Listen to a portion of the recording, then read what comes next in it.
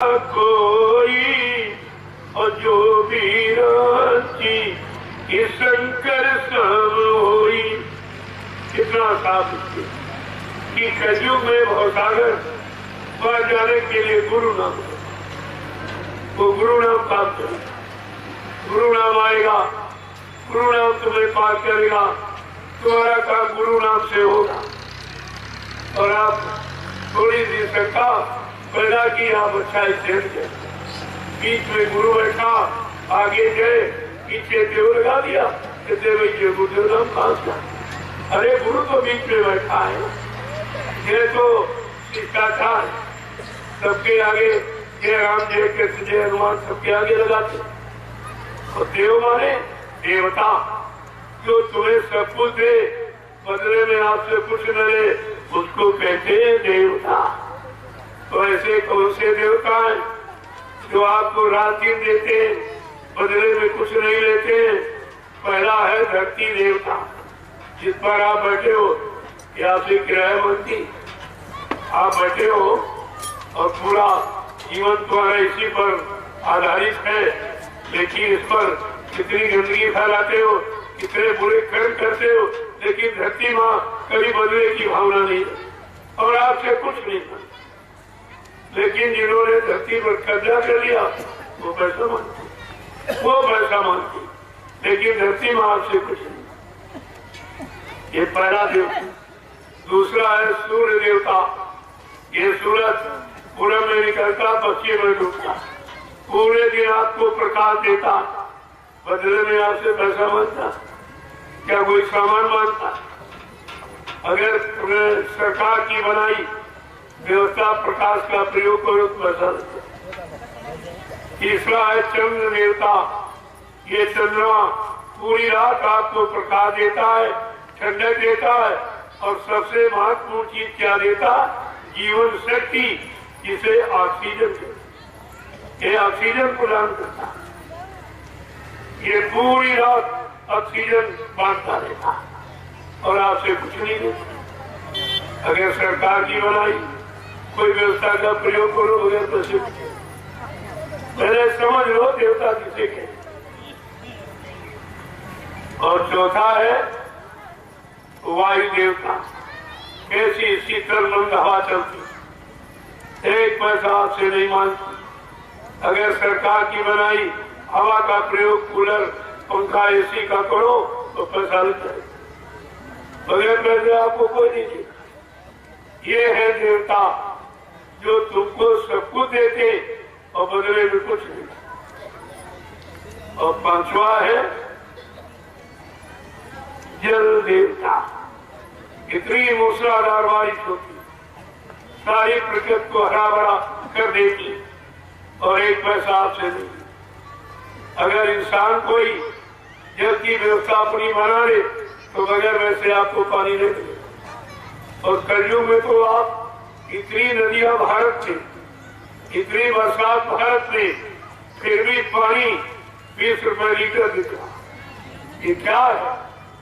ये ऋषि मुनियों ने, महात्माओं ने पहले कहा था, जब भारत देश में दूध और पानी और दूध ये बिकने लगे तो समझ लो कंगाली आ जाए, देश में कंगाली आ जाए। आज दूध भी बिक रहा, दूध यानी दहेज लेकर बेटे को भी बेच रहे हैं। बेटे की कीमत क्या रही, पहले देखिए आप। और ये सब आप क्या हो तो कहा कंगाली आ जाएगी, और आ गई। इतनी कंगाली है, अभी लॉकडाउन में आपने कंगाली का अनुभव किया। एक एक रोटी के लिए मोहताज हो। जब बाबा जी ने कहा था सब लोग हंसते थे। बाबा जी ने कहा तुम्हारा सारा विज्ञान 1 किलो गेहूं पर केंद्रित हो जाएगा और तुम कुछ नहीं कर पाओगे। एक एक रोटी के टुकड़े के लिए तुम मोहताज हो जाओगे।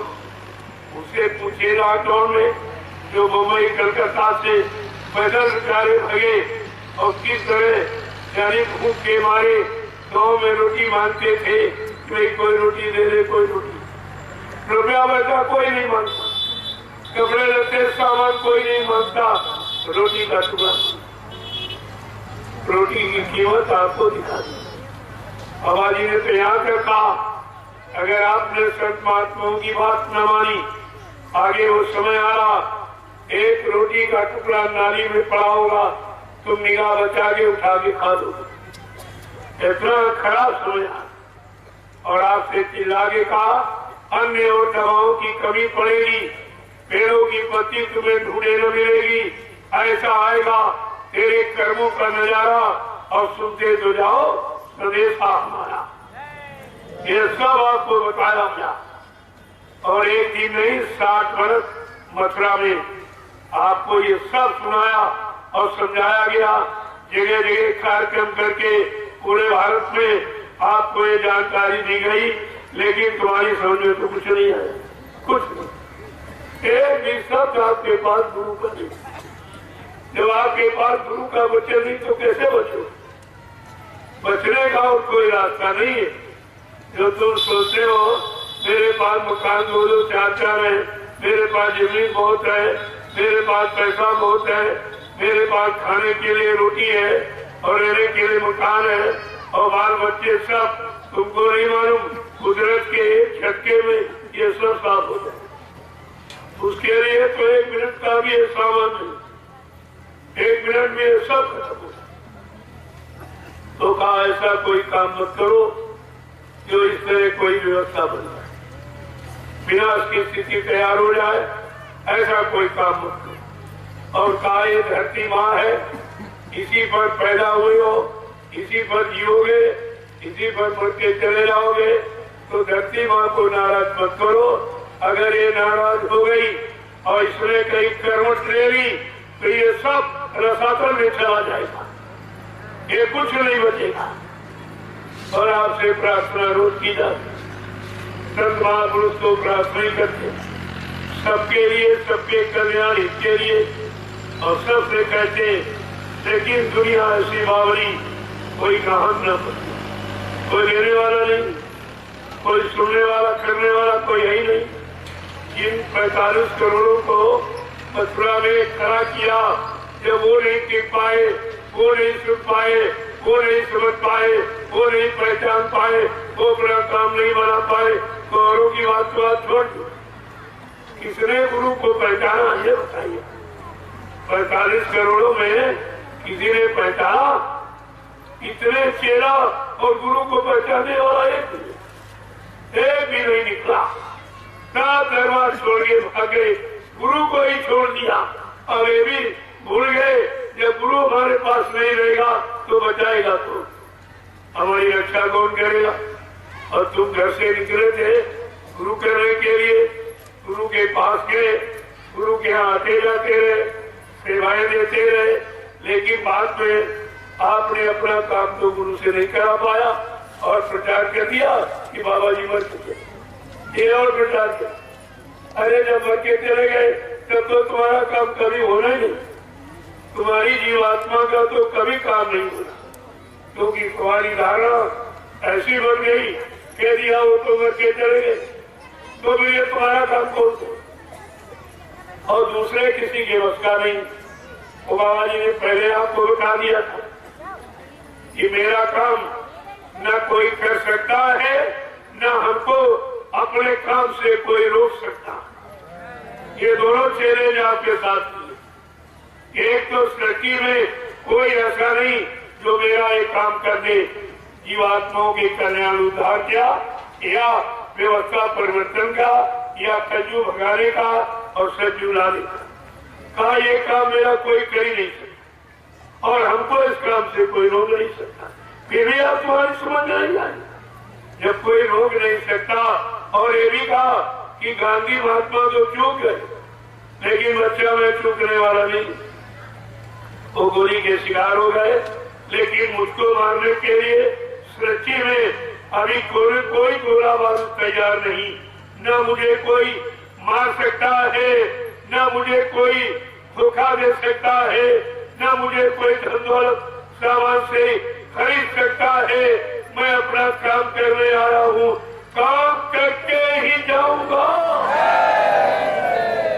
अगर जरूरत पड़ी अपने काम को करने में, तो चाहे मुझे इसी शरीर में 400 वर्ष क्यों न रहना पड़े, लेकिन मैं अपना काम करके जाऊंगा।